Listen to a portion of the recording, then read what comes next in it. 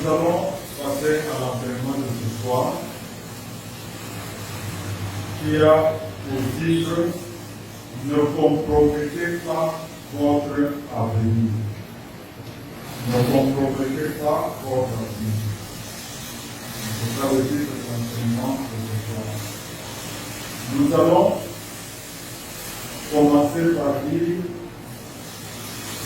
dans le livre de Genèse, chapitre 3, versets 1 à 6.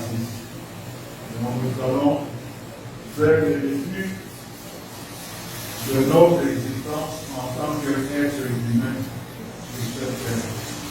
Donc Genèse, chapitre 3, versets 1 à 6. Ne compromettez pas votre avenir. Genèse 3, 1 à 6 dit ceci. Le serpent était le plus rusé de tous les animaux des champs que l'Éternel Dieu avait fait. Il dit à la femme, Dieu a-t-il réellement dit, vous ne mangerez pas de tous les arbres du jardin? La femme répondit au serpent, nous mangeons du fruit des arbres du jardin. Mais quant au fruit des arbres qui est au milieu du jardin, Dieu a dit, vous n'en mangerez point et vous n'y toucherez point, de peur que vous ne mouriez. Alors le serpent dit à la femme, vous ne mourrez point. Mais Dieu sait que le jour où vous en mangerez, vos yeux s'ouvriront et que vous serez comme des dieux, connaissant le bien et le mal. La femme dit que l'arbre était bon à manger et agréable à la vue, et qu'il était précieux pour ouvrir les intelligences. Elle prit de son fruit et en mangea. Elle en donna aussi à son mari qui était auprès d'elle, et il en mangea. Ça, c'est la petite histoire de nos ancêtres. Vous voyez, plusieurs fois dans la vie, nous nous trouvons confrontés à des situations qui mettent de la pression sur nous. Donc nous faisons face à des situations de grande pression d'une façon ou d'une autre. Et ces situations de grande pression sont en fait le moment que notre ennemi, l'ennemi de Dieu, celui dont je ne peux pas citer le nom, mais que tout le monde connaît, ce sont des moments que celui-là exploite pour pouvoir nous amener à compromettre notre avenir. Et il y a beaucoup d'exemples dans la Bible, nous allons en voir quelques-uns, de personnes qui ont compromis leur avenir à cause de la pression, à cause des situations de pression auxquelles ils faisaient face. Et le texte que nous venons de lire nous montre le tout premier exemple de personnes qui ont été confrontées à une situation de pression et qui ont compromis leur avenir parce qu'ils ont cédé à cette pression. C'est le cas de nos ancêtres Adam et Ève. Disons pour faciliter les choses, le premier homme, notre ancêtre, le premier homme. Alors, quand Dieu avait créé l'homme, il les avait créés comme les femmes, et il leur avait dit ceci. Vous mangerez de tout le fruit des arbres du jardin, mais vous ne mangerez pas du fruit de l'arbre de la connaissance du bien et du mal, l'arbre qui était au milieu du jardin. Il y avait tellement de fruits à manger, qu'il n'y avait aucune raison pour que Adam et Ève puissent même se poser des questions de savoir pourquoi nous ne devons pas manger. C'est le fruit de cet unique arbre. Si vous avez une centaine d'arbres fruitiers qui vous donnent une centaine de fruits, des types de fruits différents, et qu'on vous dit que dans cette centaine de fruits différents, ne mangez pas tel fruit particulièrement. Mais qu'est-ce que ça vous fait? Parce qu'il y a 99 autres arbres dont vous allez manger le fruit. Donc si vous ne mangez pas rien que le fruit de cet arbre-là, ça ne dérange absolument rien du tout. Et c'est ce que Dieu leur avait dit. Donc mangez de tous les fruits, je ne sais pas combien des types différents de fruits il y avait dans le jardin d'Éden, parce que je ne sais même pas combien de types de fruits différents il y a dans le monde aujourd'hui, sauf le fruit de cet arbre-là uniquement. Mais le serpent, qui en fait était l'ennemi de Dieu qui s'était déguisé en serpent, est venu trouver l'homme, je peux dire l'homme, ne pas dire qu'il a trouvé la femme, ou la femme a donné la femme. Non, c'est l'homme. Il est donc venu trouver l'homme que Dieu avait créé. Il a dit à l'homme, tu sais, ce que Dieu t'a dit, c'est un mensonge. Dieu te dit de ne pas manger le fruit de cet arbre-là, parce que si tu manges, tu vas mourir. Non, c'est un mensonge, tu ne vas pas mourir. Au contraire, si tu manges le fruit de cet arbre-là, tu seras comme Dieu. Tu deviendras comme Dieu. Or, au moment où Dieu créait l'homme, il avait dit, faisons l'homme en notre image, selon notre ressemblance. Donc l'homme avait été créé pour être déjà comme Dieu. Donc dès la création, l'homme était déjà comme Dieu. Et l'homme savait qu'il était comme Dieu. Parce qu'il savait ce que Dieu avait dit au moment où il est créé. Donc l'homme était déjà comme Dieu. Il était déjà comme Dieu. Il n'avait donc aucune raison de chercher à devenir comme Dieu. Tu ne peux pas chercher à devenir ce que tu es déjà. Si tu es déjà, mettons par exemple, tu es déjà,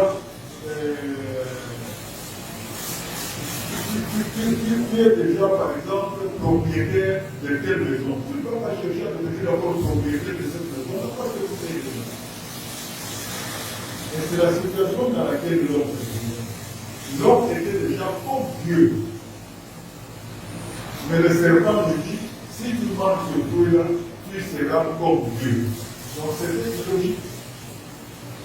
En fait, qu'est-ce que le serpent cherchait à faire? Il cherchait à mettre l'orgueil dans le cœur de l'homme.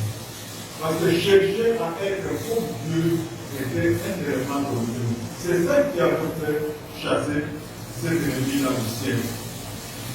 Quand nous le lisons dans le livre d'Ézéchiel, chapitre 28, et dans Isaïe chapitre 14, nous voyons très bien que l'iniquité s'était trouvée dans le cœur de Lucifer sous forme d'orgueil. Il avait dit, moi aussi, je veux être comme Dieu.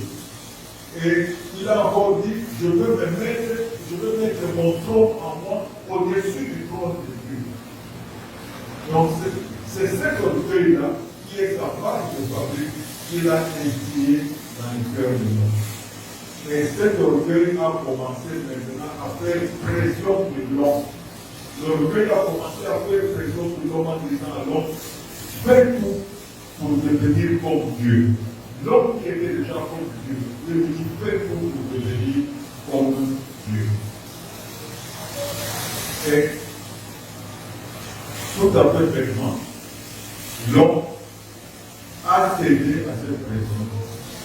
Pourquoi il a cédé à la pression? C'est parce que l'orgueil est quelque chose qui rend aveugle. L'orgueil rend aveugle.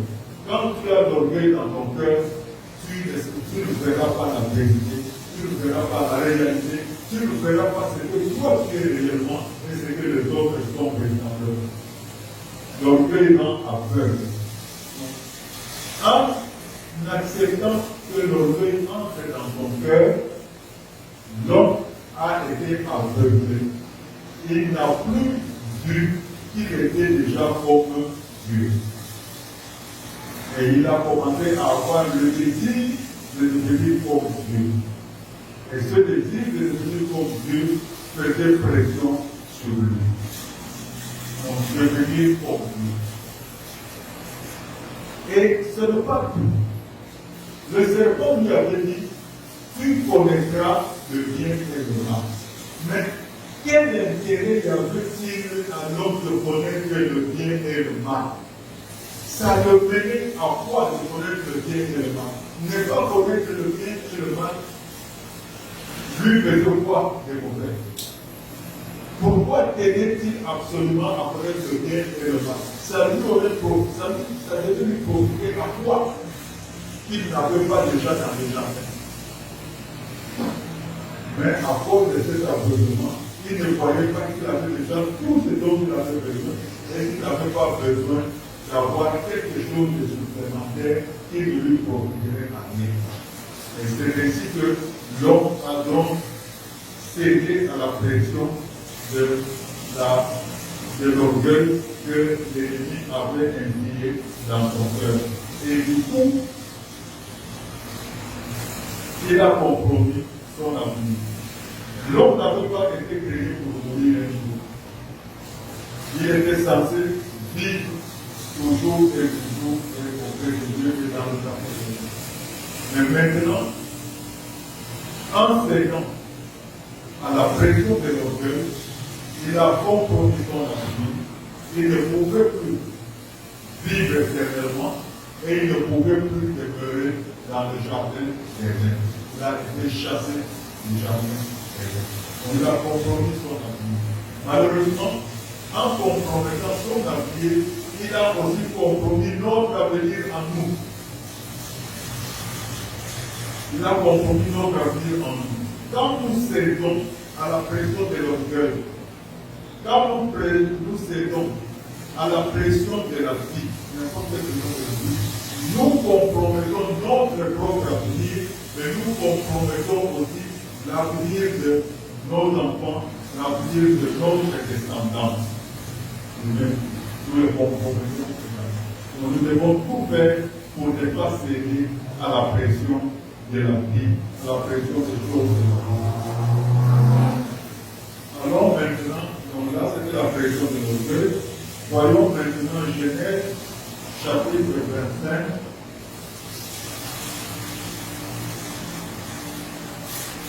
Genèse chapitre 25, verset 29 à 34. Genèse chapitre 25, verset 29 à 34. Il est écrit, comme Jacob faisait cuire un potage, Ésaü revint des champs, accablé de fatigue. Et Ésaü dit à Jacob, laisse-moi, je te prie, manger de ce roux-là, car je suis fatigué. C'est pour cela qu'on a donné à Ésaü le nom d'Édom. Jacob dit, vends-moi d'abord ton bois d'aînesse. Ésaü répondit, voici, je m'en vais mourir. À quoi me sert ce bois d'aînesse? Et Jacob dit, jure-le-moi d'abord. Il le dit jura, et il vendit son bois d'aînesse à Jacob. Alors Jacob donna à Ésaü du pain et du potage des lentilles. Il mangea des buts, puis se leva et s'en alla. C'est ainsi qu'Ésaü méprisa le bois d'aînesse. Voyez, cette histoire nous montre qu'il y a des gens qui compromettent leur avenir à cause de la pression des besoins naturels. Les besoins naturels, c'est quelque chose de normal. Tant que nous sommes dans cette peau, tant que nous sommes dans ce corps mortel, nous aurons toujours des besoins naturels. C'est quelque chose de normal. Avoir faim est naturel. Être fatigué, de vouloir se reposer, c'est naturel. Donc, il était tout à fait naturel qu'Ésaü, revenant des champs où il avait beaucoup travaillé, puisse être accablé de fatigue et puisse avoir faim. C'était normal. Ce sont des besoins naturels. Mais nous ne devons pas laisser les besoins naturels dominer sur nous. Ce ne sont pas nos besoins naturels qui doivent nous commander. Ce ne sont pas nos besoins naturels qui doivent nous dire ce que nous devons faire et ce que nous devons pas faire. Je me rappelle quand j'étais à l'école primaire, on nous avait enseigné un proverbe qui disait on mange pour vivre, mais on ne vit pas pour manger. Donc, nous ne devons pas faire des besoins naturels nos maîtres qui doivent donner, qui doivent nous commander, qui doivent nous dire maintenant, fais ici, maintenant ne fais pas seulement, mange maintenant, ne mange pas seulement. C'est nous qui devons donner des ordres à nos besoins naturels. Nous devons savoir résister à la pression que le besoin naturel nous font subir. Quand on a faim, ça peut être très présent. Et vous voyez la nourriture, même une nourriture qui ne vous appartient pas, vous commencez à voir le ventre qui tourne, le ventre qui se serre, vous avez envie de manger. Mais c'est à vous de décider si vous allez vous laisser dominer par votre faim et aller manger la nourriture d'autrui qui ne vous appartient pas. Aussi, c'est à vous de vous maîtriser, de dire que vous, je mangerai quand j'aurai ma propre nourriture, ou bien je mangerai à telle heure précise, ou je mangerai même. C'est comme quand nous jeûnons. Quand nous jeûnons, arrivé à une certaine heure, on commence à avoir parfois très faim, envie de manger. Mais c'est à nous de dire, à la fin de cette heure, c'est pas à la fin de nous dire à nous, de nous taire et de le laisser elle s'exprimer. C'est nous qui devons faire la fin qui est en nous pour que nous puissions bien fonctionner notre jeûne. Et ce n'est pas seulement pendant le jeûne, mais à tout moment. Donc, Esaü, revenu des champs, avait plusieurs possibilités. Il pouvait demander à sa mère de lui préparer à manger. Comme son petit frère lui avait dit, si tu veux que je te donne mon potage de lentilles, il faut que tu me bandes ton doigt de nez. Il avait la possibilité de dire que vous garde ton potage de lentilles, il va dans la tente de sa mère et lui dit, maman, j'ai vraiment très faim. Est-ce qu'il y a un peu de structure là que tu peux revenir?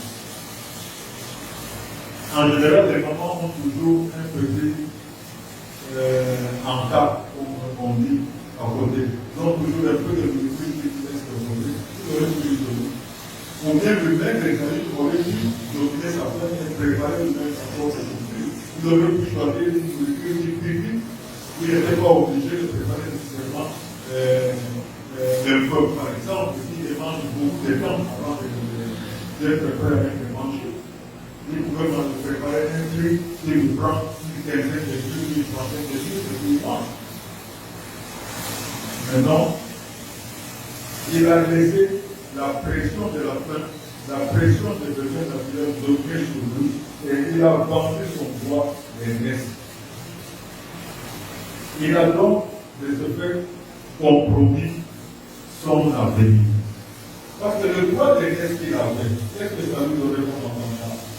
Premièrement, étant l'aîné d'Isaac, il allait bénéficier des meilleures bénédictions de son père. La bénédiction que Isaac a utilisée pour bénir Jacob, c'est cette bénédiction qu'Isaac aurait utilisée pour bénir Dieu. Deuxièmement, au moment du partage de l'héritage, il allait avoir les deux tiers, comme il n'était que deux enfants. Jacob allait avoir le 1 tiers de l'héritage, lui allait avoir les 2 tiers. Pourquoi? Parce que les aînés de famille avaient toujours droit à la double portion de l'héritage. Mais comme il n'était qu'à 2, pour avoir fait double portion, il fallait donc diviser l'héritage en 3 parties. Et Jacob allait avoir une part, et les amis pour 2 parts. Donc il allait avoir les 2 tiers de toute la richesse de son frère. Donc ça, c'était déjà des grands avantages, sans compter l'honneur d'être de représentants de la famille. En ce moment-là, on aurait parlé de Dieu d'Abraham, d'Isaac et d'Ésaü. Mais bon, il a compromis son avenir. Maintenant, on parle du Dieu d'Abraham, d'Isaac et de Jacob. Et non pas d'Ésaü. Il a compromis lui-même son avenir parce qu'il n'a pas pu résister à la pression de besoins naturels. Nous allons voir une autre pression qui nous amène aussi à compromettre notre avenir si nous ne faisons pas attention, si nous cédons à cette pression. Nous allons lire Nombre, chapitre 14. Nombre, chapitre 14, versets 1 à 4. Nombre, chapitre 14, versets 1 à 4. Il est écrit: toute l'assemblée éleva la voix et poussa des cris, et le peuple pleura pendant la nuit. Tous les enfants d'Israël murmurèrent contre Moïse et Aaron, et toute l'assemblée leur dit: que ne sommes-nous morts dans le pays d'Égypte, ou que ne sommes-nous morts dans ce désert? Pourquoi l'Éternel nous fait-il aller dans ce pays où nous tomberons à l'épée, où nos femmes et nos petits-enfants ne devront nulle foi? Ne vaut-il pas mieux pour nous retourner en Égypte? Et ils se dirent l'un à l'autre: nommons un chef et retournons en Égypte. Vous voyez, quand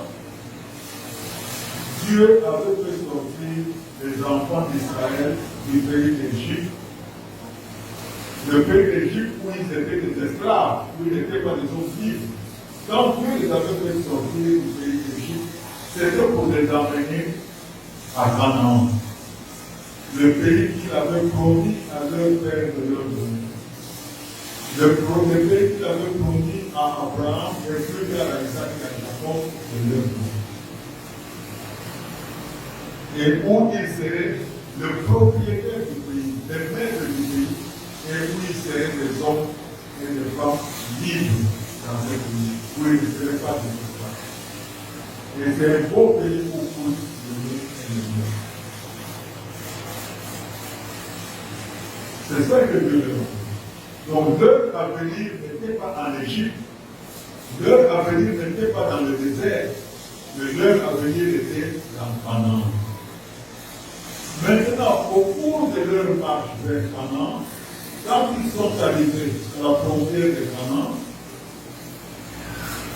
Moïse a envoyé tous les instructions de Dieu pour explorer le pays de Canaan. Ils sont allés, ils ont exploré le pays, ils ont vu comment le pays était, et ils sont venus, ils ont fait leur rapport. Ils ont dit oui, le pays où l'Éternel nous envoie, le pays que l'Éternel nous donne, est effectivement un beau pays, où coule le lait et le miel. Voici même certains fruits de ce pays-là. Regardez comment ils sont gros. Je suis sûr que le concombre qu'ils ont amené était plus gros que le concombre d'Égypte que les Égyptiens. Je suis sûr que l'ail qu'ils ont amené de Canaan était plus joli que l'ail de l'Égypte que les Égyptiens. Mais qui de ces questions ont ajouté en disant: mais dans ce pays, nous avons vu les descendants d'Anak, les géants. Et nous étions à leurs yeux comme des sauterelles. Donc nous étions à nos propres yeux par rapport à eux comme des sauterelles. Et nous étions aussi à leurs yeux à eux comme des sauterelles. Je suis sûr qu'aucun de ces questions n'est d'aller demander à ces descendants d'Anak: vous nous voyez comment? Donc ces descendants d'Anak ne leur ont pas dit: nous vous voyez comme des sauterelles. Mais eux, ils ont conclu que les descendants d'Anak les voyaient eux comme des sauterelles qu'on pouvait écraser.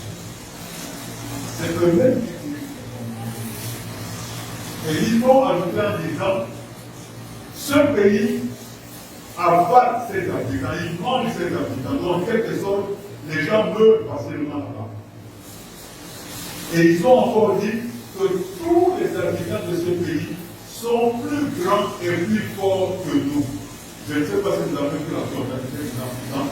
Et ils ont dit qu'ils sont plus grands et plus forts que nous. Nous ne pouvons pas les battre. Ils vont nous battre. Si nous osons aller là-bas, ils vont nous détruire tous. Alors les enfants d'Israël, la congrégation des enfants d'Israël s'est mise à pleurer. Et ils ont dit non, vraiment, au lieu d'aller là-bas, autant retourner en Égypte et devenir esclaves.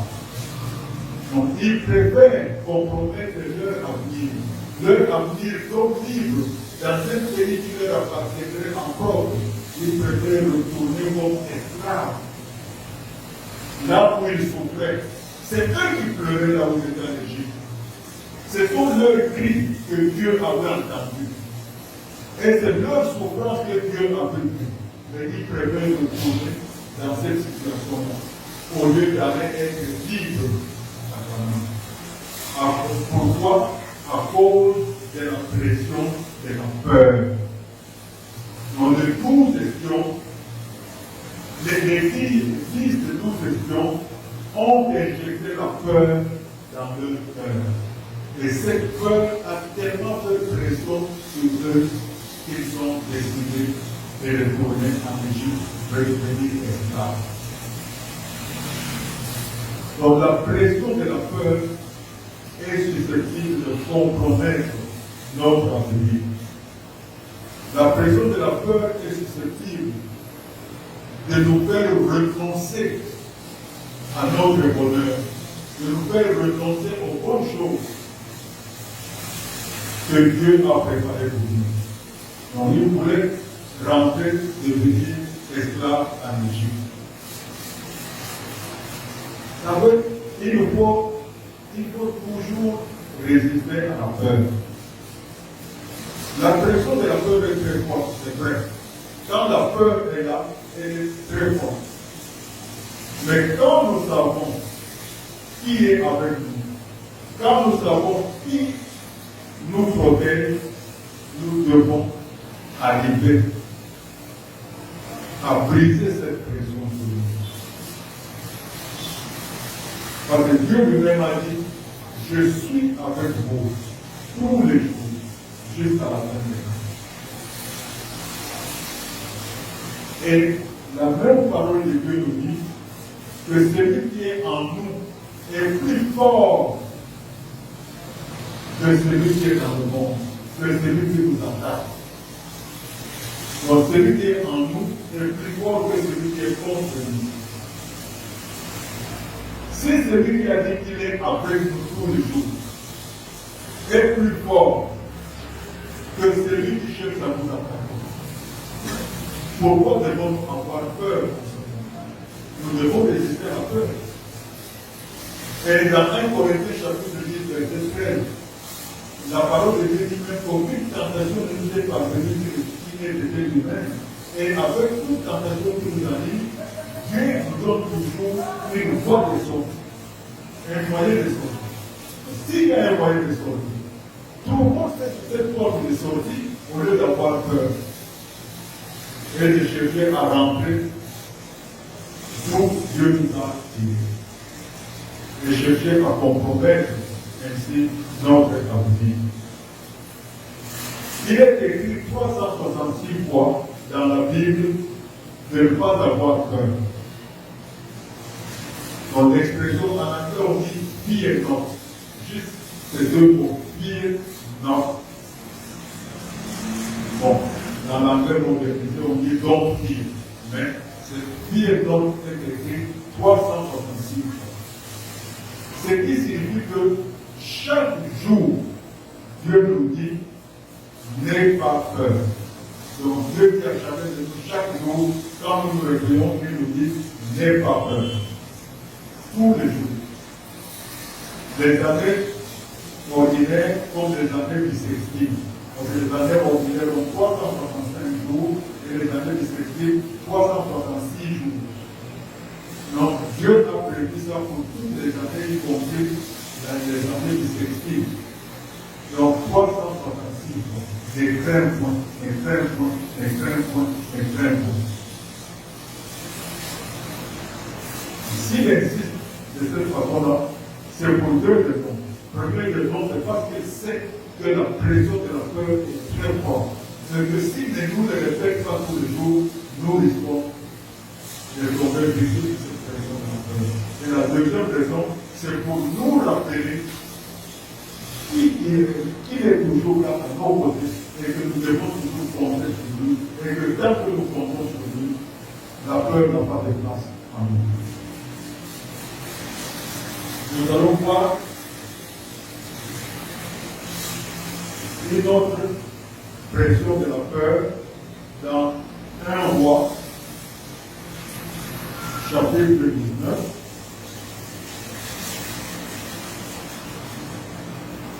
1 Roi, chapitre 19, versets 1 à 4.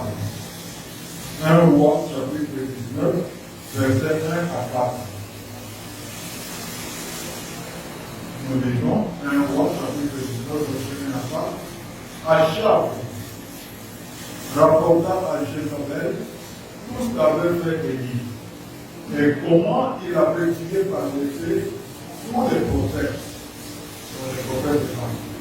Jézabel envoya un messager à Élie pour lui dire que les dieux me traitent dans toute leur rigueur si demain à cette heure je ne peux pas rétablir ce que tu as fait de la vie de chacun d'eux. Élie, voyant cela, se leva et s'en alla pour sauver sa vie. Il arriva à Beersheba, qui appartient à Juda, et il y laissa son serviteur. Pour lui, il alla dans le désert où, après une journée de marche, il s'assit sous un genêt et demanda la mort en disant, c'est assez, maintenant Éternel, prends mon âme, car je ne suis pas meilleur que mes pères. Voici Élie, qui venait de faire des grands exploits. Élie le prophète du feu. Élie qui a prié le feu de descendu du ciel et a brûlé le sacrifice avec l'autel et tout ce qui était tout autour. Élie qui a démontré à toute l'assemblée des enfants d'Israël que c'est l'Éternel qui est véritablement Dieu et non pas Baal. Voici Élie, qui, une fois rentré chez lui, reçoit des messagers de Jézabel qui étaient publiés. Jézabel a dit, demain, à cette heure, il va te tuer. Donc, c'était en soirée, il était le soir. Donc, Jézabel lui dit, demain soir. Donc, Élie, Jézabel nous envoie de dire que demain soir, il va te tuer. Vous pensez vraiment que si Jézabel voulait tuer Élie, il nous aurait envoyé le messager pour lui dire demain je vais te tuer, pour qu'Élie puisse s'échapper. Il aurait plutôt envoyé le tuer, venir tuer Élie une fois, enlever une fois, mais il lui dit demain je vais te tuer. Et Élie a peur, Élie s'élève, il s'en fout. Lui, le grand prophète de Jésus, le grand prophète de Yahweh, le grand prophète de l'Éternel, il s'en fout devant des simples menaces. Donc, les menaces de Jézabel l'ont fait fuir. Et non seulement ça l'a fait fuir, mais il a demandé la mort, il a cherché à mourir. Il était destiné à continuer sa mission en tant que prophète. Mais, au lieu de continuer, de chercher à continuer sa mission, au lieu de continuer à marcher dans son avenir, il a voulu que son avenir s'arrête là. Il a voulu compromettre son avenir. Il a voulu que sa vie s'arrête là. Il a demandé la mort. Il a demandé la mort. Pourtant, c'est bien certain, Jézabel n'avait aucune envie de tuer Élie. Jézabel avait peur d'Élie. Jézabel craignait Élie. C'est pour ça que Jézabel lui a envoyé ce message pour dire comme ça, mais il va avoir peur, il va fouiller. Et c'est ça que nous avons souvent. Les sorciers ont peur de nous. Mais ils font des gesticulations pour que nous puissions avoir peur d'eux et que nous puissions fuir. Pour leur laisser les champs libres dans leur mini-secteur où ils font leur histoire. C'est parce qu'ils ont peur de nous. Mais nous ne devons pas nous comporter comme Élie dans ce cas. Nous ne devons pas céder à la menace, à la pression des menaces. Nous ne devons pas céder à la pression des menaces. Parce que la pression des menaces embrouille notre raisonnement. Si Élie avait juste pris le temps de raisonner un peu, il se serait dit, si je l'avais trouvé le Dieu, il aurait envoyé le Dieu. Comme il n'a pas envoyé le Dieu de l'Église, c'est qu'il ne peut pas le Dieu. Et il aurait envoyé à son tour un message menaçant à Jézabel qui aurait fait beaucoup plus peur encore à Jézabel. Et aurait empêché Jézabel d'oser envoyer qui que ce soit. Rappelez-vous, c'est le même Élie qui, quand Achab lui avait envoyé des gens, il était sur la montagne. Il envoie un capitaine de 50 avec ses 50 hommes. Il dit, hé, toi là, le roi qui descend, viens. Il a dit, si vraiment, comme tu le dis, tu dis, toi là, homme de Dieu, descends, le roi t'a dit, si je suis homme de Dieu, que le feu descende et que te consume, toi et tes hommes. Le feu de descendre. C'est le même Élie où Jézabel me dit de me tuer les Dieu, et qui ne m'aime pas Jézabel, il se lève, il s'en fout. À cause de cette pression de menace. S'il avait réfléchi même un peu, il aurait pu dire à Jézabel, si tu veux, envoie tes prières demain, et le feu va tomber sur toi et les casser. Jézabel n'aurait pas envoyé, parce que Jézabel sait ce qui s'est passé avec deux capitaines de 50, avec leurs 50 hommes. Donc, 102 personnes calcinées par le feu instantanément. Il le sait. Elle le savait. Donc, elle ne pouvait. Elle avait peur.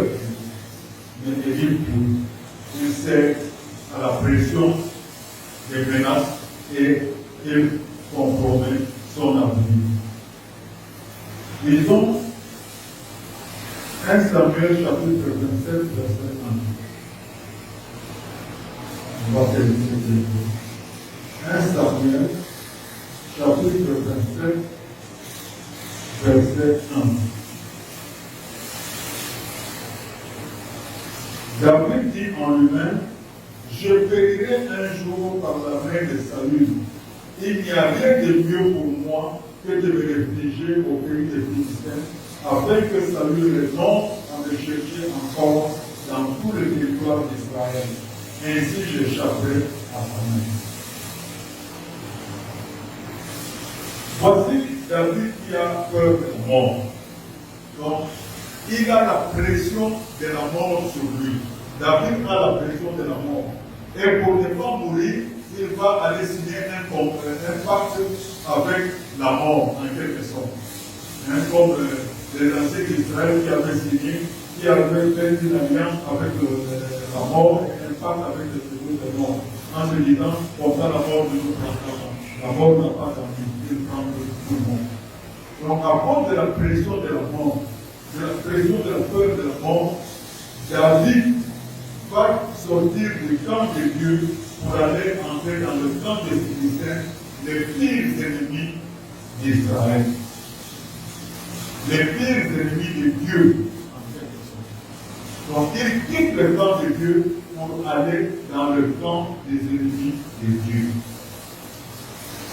Et cela arrive à beaucoup de gens. Vous savez, beaucoup de personnes à qui nous parlons de Jésus-Christ, mais qui n'acceptent pas de venir au Seigneur, beaucoup d'entre eux disent qu'ils sont bien là où ils sont. Pourquoi? Parce qu'ils ont peur de la mort. Et comme ils ont peur de la mort, ils préfèrent avoir une alliance avec les gens qui représentent la mort plutôt qu'avec celui qui représente la vie. C'est ça qui amène les gens à aller chez les marabouts, à aller chez les sorciers, à aller chez les féticheurs. C'est cette peur de la mort. C'est ça qui empêche les féticheurs à quitter leur fétiche pour venir au Seigneur. C'est ça qui empêche les sorciers à abandonner leur sorcellerie pour venir au Seigneur. C'est parce qu'ils ont peur de la mort. Et à cause de cette peur de la mort, au lieu de choisir la vie, ils préfèrent s'approcher à cette même mort. Comme ils sont aveugles. Donc, à cause de la pression, de la peur de la mort, David va dans le camp des ennemis. Il va rester là.